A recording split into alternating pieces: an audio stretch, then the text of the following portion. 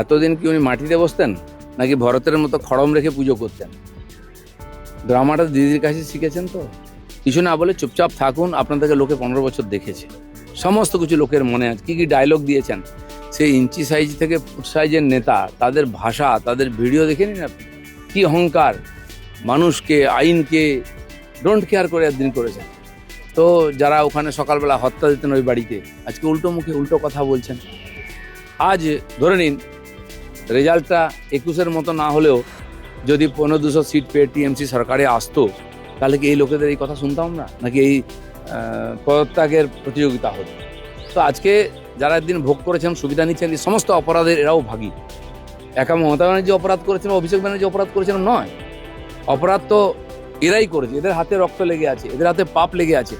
কেন সবাইকে একই দৃষ্টিতে দেখতে হবে। অন্যায় যে করে আর অন্যায় যে সহে যেমন না, সেরকম অন্যায় যে দেখে আর অন্যায় যে করে দুটোই সমান দোষী, সবাইকে সমান সাজা দেওয়া উচিত।